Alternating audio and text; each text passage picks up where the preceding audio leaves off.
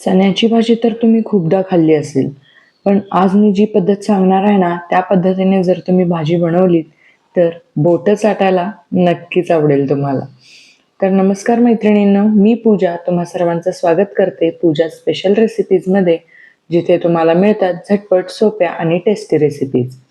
तर ही भाजी तुम्ही भात, चपाती, भाकरी अगदी कशाही सोबत खाऊ शकता. चला तर मग वेळ न घालवता व्हिडिओला सुरुवात करूया. तर त्यासाठी मी 1 कप चणा किंवा हरभरा अशा प्रकारे 5 ते 6 तास भिजवून घेतलेला आहे. आणि आता मी त्यात 1 इंच दालचिनी, 5 ते 6 काळी मिरी, 1 मसाला वेलची, 4 लवंग हे सगळं घालून सोबतच पाव चमचा हळद आणि पाव चमचा मीठ घालून हे शिजवण्यासाठी ठेवते. याच्या आपण 4 शिट्ट्या काढून घ्यायच्या आहेत. आता एका बाउलमध्ये मी साधारण पाव चमचा हळद, 1 ते 1.5 चमचा लाल तिखट, सोबतच अर्धा चमचा गरम मसाला आणि 1 चमचा जिरेपूड आणि 2 चमचे धनेपूड घेतलेली आहे. आणि आता आपण त्यामध्ये थोडंसं पाणी घालून हे व्यवस्थितपणे मिक्स करून घ्यायचं आहे.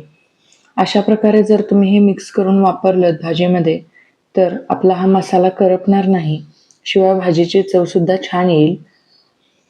आता हे आपला चणा व्यवस्थितपणे शिजला गेलेला आहे. आता यातील जे आपण खडे मसाले घातले होते ते बाजूला काढून घेऊयात. याचा आपण वापर करायचा आहे, त्यामुळे हे फेकून देऊ नका. आता हेच मी सारे खडे मसाले एका मिक्सरच्या भांड्यामध्ये काढते. सोबतच पाव कप इतका चणा मी यामध्ये घेते.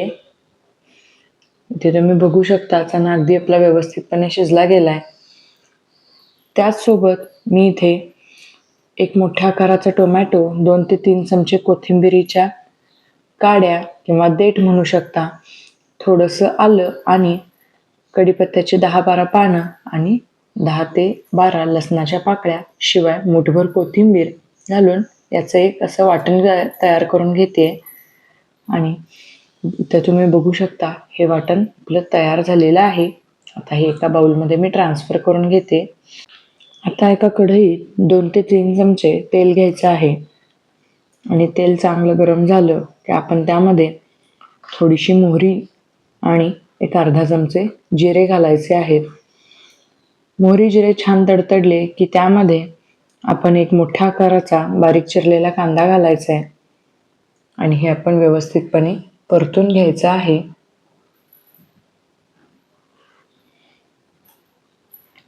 अगदी व्यवस्थित कांदा आपला गुलाबीसर होईपर्यंत आपण याला परतून घ्यायचं आहे. आणि त्यानंतर आपण जे वाटण तयार केलं होतं ते यामध्ये घालायचं आहे आणि ते सुद्धा अगदी व्यवस्थित आपण फ्राय करून घेऊयात. त्यानंतर मी यामध्ये घालते आपण जो मसाला पाण्यामध्ये मिक्स केला होता तो, आणि व्यवस्थित मिक्स करून घेऊयात.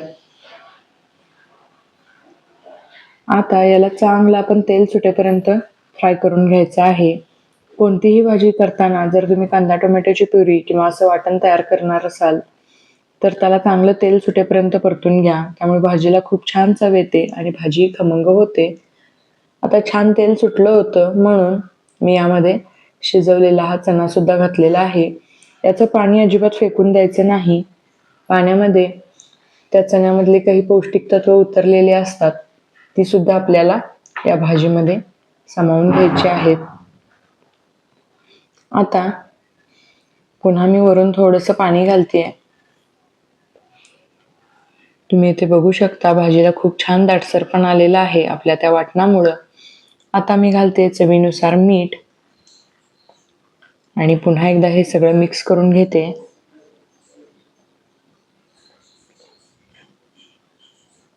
वरून घालायची आहे भरपूर अशी बारीक चिरलेली कोथिंबीर आणि हे आपण पुन्हा एकदा मिक्स करून घेऊयात. तर आता भाजी बनवून झाली आहे, पण अजून मागे राहिलाय तो म्हणजे तडका. तर या तडक्यामुळे या भाजीची चव अजून थोडी एनहान्स होणार आहे. तर तडक्यासाठी मी इथे 1 चमचा तूप घेतलंय आणि तूप चांगलं गरम झालं की त्यामध्ये 2 उभ्या चिरलेल्या मिरच्या आणि 2 इंच आल्याचे उभे पातळ काप घालायचे आहेत आणि हे व्यवस्थित परतून घ्यायचं आहे. हा तडका एकदम ऑप्शनल आहे, पण हा तडका दिल्यानंतर तुम्हाला कळणार नाही की भाजी रेस्टॉरंटमध्ये केली आहे की धाब्यावर. तर या तडक्यामुळे भाजीची आपल्या चव खूपच छान येणार आहे. तर मैत्रिणींनो, ही आपली मस्त अशी काळ्या चण्याची भाजी तयार आहे. भाकरी, चपाती किंवा भातासोबत तुम्ही याला सर्व करू शकता. तर ही रेसिपी तुम्हाला कशी वाटली हे मला नक्की कमेंट करून कळवा. पुन्हा भेटू पुढच्या व्हिडिओमध्ये. तोपर्यंत बाय.